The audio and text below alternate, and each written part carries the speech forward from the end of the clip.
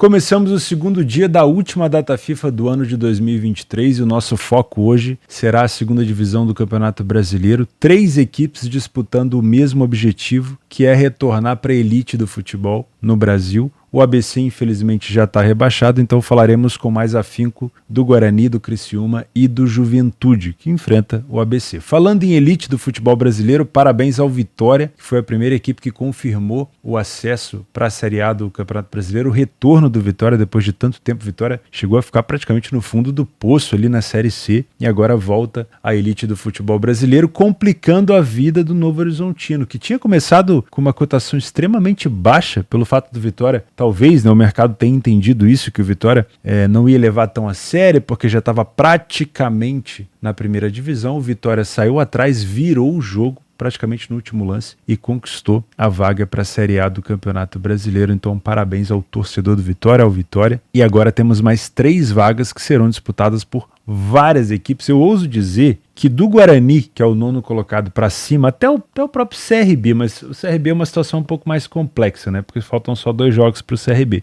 Mas do Guarani para cima, do 9º colocado até o 2º colocado, todo mundo tem chance de subir e falaremos sobre esses 2 jogos no dia de hoje. Também temos como jogo extra um jogo do Campeonato Uruguaio. Meu nome é Theo Borges, espero conseguir te ajudar a fazer o melhor planejamento possível para essa terça-feira, dia 14 de novembro.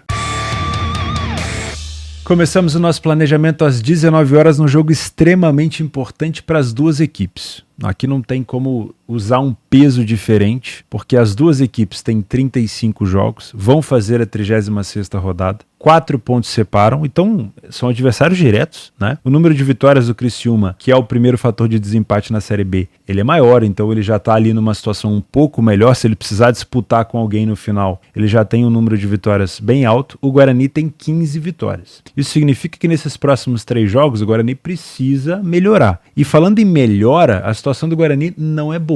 Nos últimos 5 jogos, e olha que momento ruim para você ter uma queda de aproveitamento, né? O Guarani, que era um dos melhores mandantes da competição, nos últimos 5 jogos o Guarani não conseguiu vencer. Empatou com o Vila Nova em casa, perdeu para o Vitória, aqui o Vitória, né, um excelente mandante, é difícil mesmo. Empatou com o Mirassol fora de casa, até acho que não foi um resultado ruim, mas é um adversário direto. Perdeu para o Botafogo de Ribeirão, aí sim, esse é um resultado muito ruim, porque o Botafogo não tinha ambição nenhuma no campeonato. Depois da 28ª rodada já dava para perceber que o Botafogo não ia disputar tanto para não cair quanto para subir. E o Guarani perdeu para o Botafogo em casa e aí empatou fora de casa com o Londrina. O Londrina, né, se eu não me engano, o Londrina já foi até rebaixado. O Londrina tem 28 pontos, o Londrina está rebaixado da competição. Então foi um resultado extremamente ruim, uma campanha muito boa do Guarani que vem no momento de descenso logo na reta final. Muito complicada a situação do Guarani. Agora, do outro lado, falando em reta final, o Criciúma parece que entendeu a situação e vem vencendo. Nos últimos 5 jogos, o Criciúma venceu 4 partidas. Teve uma derrota, é verdade, em casa para a Chapecoense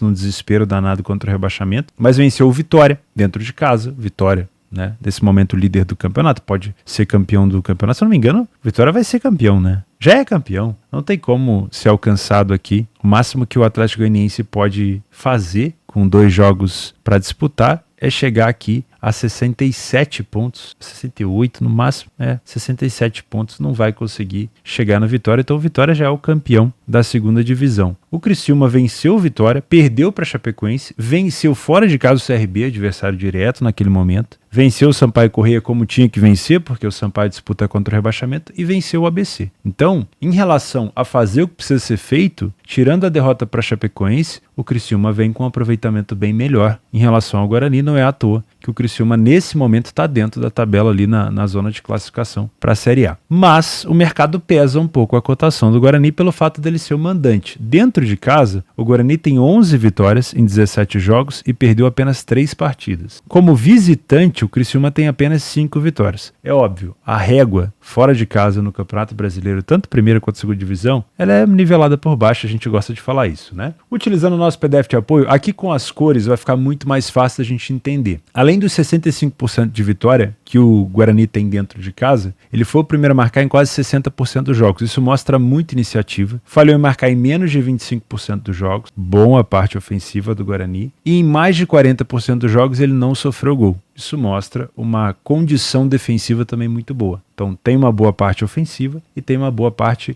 defensiva. O Criciúma não chega nem a 30% de vitória fora de casa, saiu na frente em torno de 47%, é até um número alto, só que falha bastante em marcar fora e ficou menos de 30% dos jogos sem sofrer gol. Passa da média de um gol sofrido por jogo e não consegue passar da média de um gol marcado por jogo. O primeiro tempo do Guarani é melhor, é superior, com mais vitórias, menos derrotas, porém o número de gols sofridos do Guarani é bem parecido com o número de gols sofridos pelo Criciúma, só que o número de gols marcados do mandante é o dobro do visitante. Tá? No segundo tempo, uma queda de aproveitamento do Guarani, o número de derrotas continua baixo, porém o número de vitórias reduz, o número de gols sofridos continua o mesmo e o número de gols marcados reduz pela metade. Então, no segundo tempo é possível a gente ver aqui um jogo muito mais parelho. As duas equipes marcam gols de cabeça, mas não são as que mais marcam na competição, não tem tanto destaque assim. E eu gosto muito de olhar aqui a parte dos momentos dos gols, né? O time do Guarani costuma sofrer um pouco dos gols logo no início, nos primeiros 10 minutos, depois entre o final do primeiro tempo para o início do segundo e depois lá para o final do jogo. É bem distribuído, né? E é uma equipe que costuma marcar a partir dos 80 minutos. Lembra quando eu usei isso daqui no jogo do City com o Chelsea, que eu comentei com vocês, olha, fica de olho, a partir dos 70 minutos a gente pode ter a oportunidade para trabalhar o over limit. Saíram 2 gols depois dos 70. O gol do Rodri, que foi o 4-3, que desviou no Thiago Silva, e depois o gol de pênalti do Chelsea, que saiu bem no finalzinho do jogo, já nos acréscimos. Então, é uma situação interessante. Esse aqui é um dado interessante para a gente ficar de olho. Já a equipe do Criciúma costuma marcar no final do primeiro tempo e no final do segundo tempo, olha que curioso. E costuma sofrer mais gols entre o final do primeiro e o meio ali, quase o final da segunda etapa. No finalzinho mesmo não sofre tanto, mas até os 70 minutos costuma sofrer bastante gol. Se você é um trader por aqui, a gente tem que saber dosar e interpretar o contexto maior, né? Nós temos uma cotação do Guarani dentro de casa de favorito. Por mais que seja um favorito de desconfiança do mercado, é um favoritismo. Só que esse favoritismo, na minha opinião, ele está vindo pelo histórico do Guarani como mandante, que é um bom mandante mesmo, né? Uma equipe que perde pouco, uma das equipes que menos perdeu dentro de casa, uma equipe que vence bastante, que toma poucos gols e tudo mais. Só que o momento do Guarani é complexo. Não dá para achar que daqui para frente as coisas vão mudar do nada. Essa situação de necessidade do Guarani, essa urgência do Guarani, ela já vem desde o jogo contra a Chapecoense, onde provavelmente o Guarani fez um planejamento da seguinte maneira: preciso vencer os times que não brigam por mais nada e que brigam contra o rebaixamento. Só que ele não foi capaz de vencer essas equipes, principalmente o Londrina e a equipe do Botafogo, principalmente o Botafogo em casa. Então é difícil olhar para o Guarani e ignorar o fato de que ele está no momento ruim. Dá para pensar que nessas últimas 3 rodadas ele pode mudar a situação? Dá. Teoricamente só depende dele. Se ele vence o Criciúma, é um adversário direto que ele mantém com 60 pontos e ele vai para 59. Ou seja, ele joga o Criciúma para 36 jogos, ele também vai para 36 jogos e ele fica a 1 ponto do Criciúma. Depois ele tem um confronto em casa com o já rebaixado ABC, que é um confronto, teoricamente, com todo respeito ao ABC, é um confronto fácil, porque o ABC já foi rebaixado. Então, teoricamente, o Guarani pode chegar de 59 a 62 pontos. Claro, as outras equipes também jogam. Só que o último confronto do Guarani é justamente um confronto direto contra o Atlético Goianiense. É um jogo extremamente difícil, mas é mais um adversário direto, que muito provavelmente vai estar ainda dentro, a não ser que algo mude, mas que vai estar próximo ou dentro do cenário de classificação. Então, se ele vence o Atlético Goianiense lá, talvez ele consiga o acesso. Mas aí ele vai precisar desse cenário de 3 vitórias. Porque se ele perde para o Criciúma hoje, praticamente dá adeus, né? É muito difícil, mesmo vencendo depois os próximos jogos. Então esse é um jogo importantíssimo. Só que precisar ganhar não é ganhar. A gente tem que saber dosar o must win, que a gente costuma dizer, né? A necessidade de vitória, porque eu não posso ignorar o adversário. E o adversário vem numa fase muito boa. O Criciúma venceu as últimas 3 partidas seguidas e venceu 4 das últimas 5 partidas que disputou. É um bom visitante? Não é um bom visitante. Nos últimos jogos, como visitante, o Criciúma perdeu 3, empatou 1 e venceu apenas 1. Perdeu para o Juventude, que é adversário direto. Perdeu para o Goianiense, que é adversário direto, empatou com o Sport, que é também adversário direto, e perdeu para o Ceará. A vitória contra o CRB é boa, mas o CRB teoricamente não é um adversário tão direto assim, porque o Criciúma já abriu distância para a equipe do CRB. Já abriu ali 6 pontos de diferença. Então a gente tem que tomar cuidado também, porque o Criciúma vem numa fase boa, mas fora de casa, quando a gente filtra, é uma situação de dificuldade. As duas equipes, então, vêm em situações difíceis, porém, no momento embalado mesmo, o Criciúma vem com uma quantidade maior de vitória. Se você é um trader por aqui, então, cuidado na hora de comprar esse favoritismo do Guarani, porque a equipe não vem em bom momento. Porém, historicamente, em casa, é uma equipe que faz um primeiro tempo melhor do que o adversário. O Criciúma tem dificuldade no primeiro tempo. Então, se o Guarani consegue se impor, a gente pode trabalhar contra o Criciúma aqui sem problema nenhum, tá? É o que a gente viu no nosso PDF de apoio ali em cima. O primeiro tempo do Guarani costuma ser um pouco mais organizado, um pouco mais agressivo. O grande problema aqui é o número de gols sofridos. Das duas equipes é muito parecido, tá? Mas dá pra gente pensar assim numa possibilidade de correção do Criciúma. Se o Guarani não começar com imposição, esquece. Eu não vou me posicionar no mercado por aqui, porque a tensão nesse jogo vai ser muito alta. O nível de nervosismo vai ser muito elevado. Se você é um Panther por aqui, você vai fazer alguma entrada pré-live. Primeiro, eu vou começar já te desencorajando, porque eu não consigo te dar embasamento no mercado de resultados para te indicar uma equipe ou outra. Eu sei que o Guarani é o melhor mandante nessa temporada. Eu sei que o Criciúma não é um bom visitante nessa temporada. Mas o momento do Guarani nesses últimos jogos é ruim e o momento do Criciúma nesses últimos jogos é bom. E o Guarani já se complicou em casa contra adversários mais acessíveis. Então é muito difícil eu te indicar alguma coisa de dupla chance, empate anula ou vitória seca. Tá? Para mim é um jogo para você tomar a sua decisão no ao vivo, de preferência levando em consideração o empate anula para algum dos lados na sua questão. Acho que trabalhar seco aqui na Série B é muito, muito difícil. Em relação ao mercado de gols, o confronto entre eles é um confronto muito pegado. 1-0, 1-0 e 1-0 se repetiu 3 vezes, 0-0 uma vez e 1-1. Ou seja, em todos os confrontos nós tivemos o under 2,5. Então é um confronto mais truncado. Além disso, no confronto de hoje, o que está envolvido mesmo são os dois critérios de desempate. Primeiro, a pontuação, né? Ou seja, as duas equipes querem a vitória, não necessariamente golear o jogo ou fazer vários gols. E o segundo critério é o número de vitórias. Para o Guarani, então, nem se fala. Para o Guarani, que tem 15 vitórias, que é o primeiro critério de desempate, além da pontuação, é óbvio que,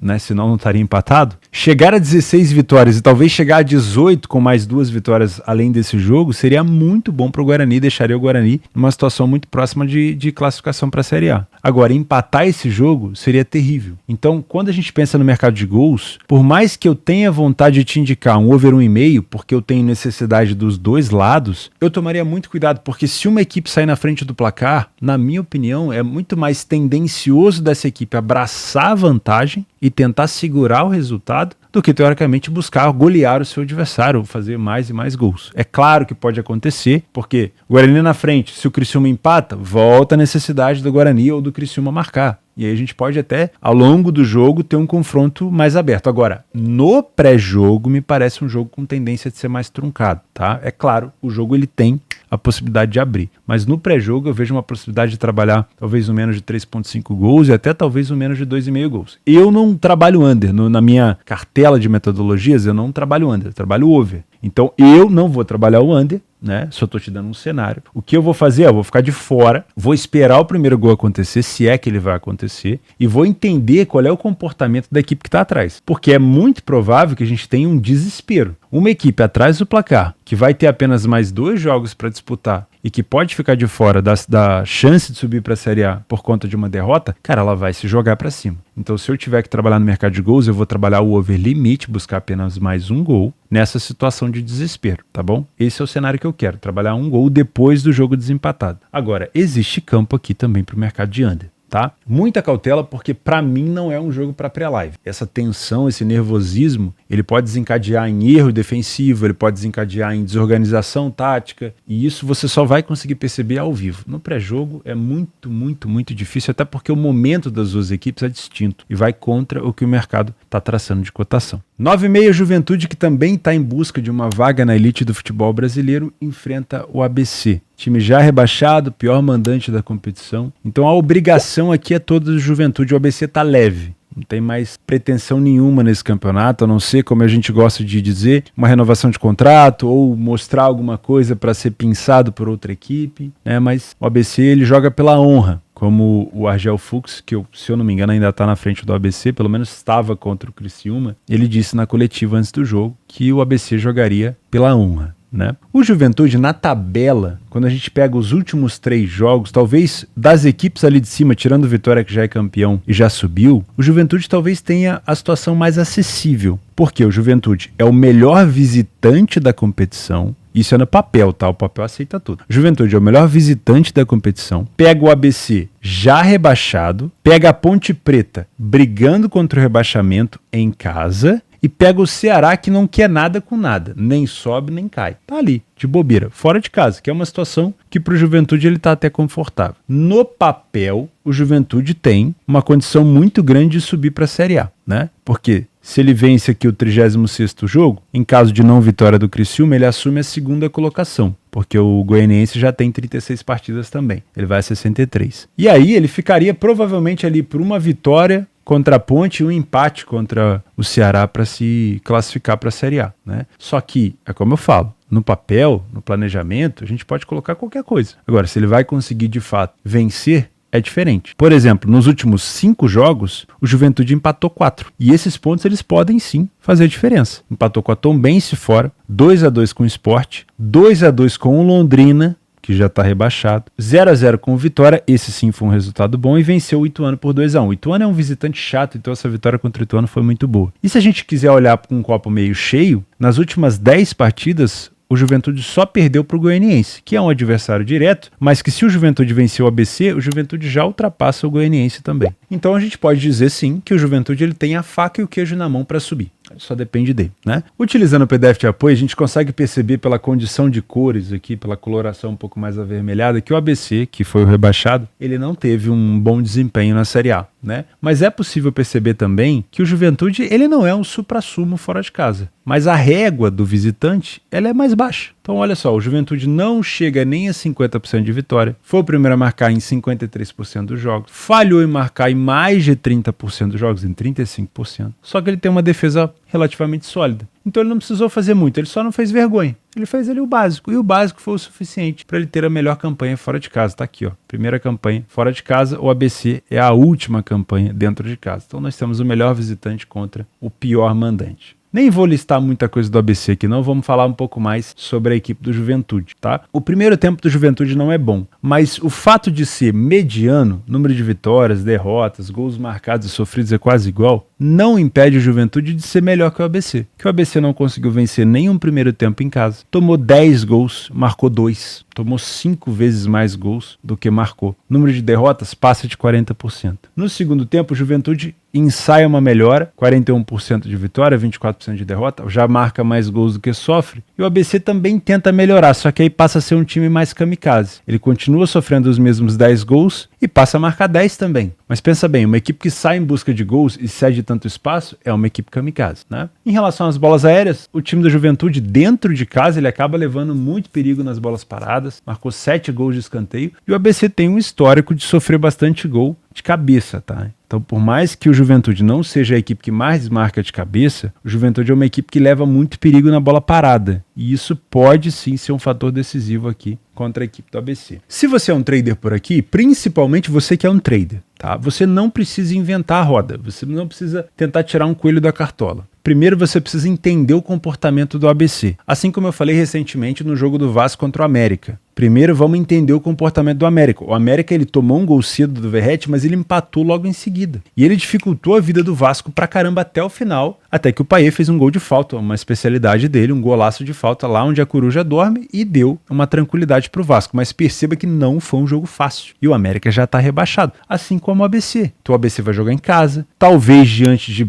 um número legal de torcedores que vão apoiar a equipe, né? Que vão demonstrar, imagino eu, um apoio à equipe. Então o Juventude ele pode não ter uma vida tão fácil como a gente está esperando. Então para você que é um trader, que não tem necessidade de se posicionar antes, melhor ainda. Espera para ver qual é o comportamento do ABC. Se ele vem para fazer um jogo digno, para mostrar, os jogadores mostrar que tem condição de permanecer na equipe ou para ser pinçado por outras equipes. E se o Juventude vai de fato entrar com uma imposição tão grande nesse jogo ou não, tá? Então muita cautela. Espera o jogo começar para você se posicionar. A minha posição nesse jogo, se eu tiver leitura, é contra o ABC. Se eu não tiver, eu vou ficar de fora. Não vou fazer nada contra o Juventude, tá bom? Se você é um punter, válido mesmo para você, mas eu sei que muita gente não vai me ouvir. Eu sei que muita gente já vai se posicionar a favor do Juventude antes. Se você puder esperar o comportamento do ABC, melhor ainda, porque ele tá rebaixado, o América também tava. O América dificultou a vida do Vasco. Eu sei que o ABC é um péssimo mandante, eu sei que o ABC tem uma dificuldade muito grande de marcar gol, mas não custa esperar o jogo começar. Se o Juventude tiver com bastante imposição, aí sim, dá para você buscar essa vitória do Juventude, ou quem sabe, se o ABC sair na frente do placar, uma dupla chance do Juventude, porque se o Juventude, com a tabela que ele tem pela frente, uma equipe contra o rebaixamento, uma equipe rebaixada e o Ceará que não quer nada com nada, se o Juventude não subir, se o Juventude não fizer o que precisa ser feito, se o Juventude deixar vários pontos pelo caminho ou acabar perdendo, aí é incompetência dele. Então eu esperaria essa confirmação no ao vivo. Dá para pensar no mercado de gols por aqui? Olha, a dificuldade do ABC marcar é tão grande que eu ficaria com um pouco de pé atrás, né? Como mandante, o ABC marcou apenas 12 gols em 20 jogos. Os últimos jogos do ABC em casa, 1-1 com o Avaí, 2-1 com o Mirassol, 2-0 na Ponte, 1-0 para o Sport e 1-1 com o Sampaio. Tem uma predominância de over 1,5. Então, se você quiser pensar no mercado de gols, eu acho que uma situação para 2 gols pode ser interessante. Mas existe um mundo onde o Juventude, por exemplo, abre o placar e se fecha. E faça o tempo passar, assim como aconteceu com o Criciúma, que jogou agora contra o próprio ABC, jogou em casa,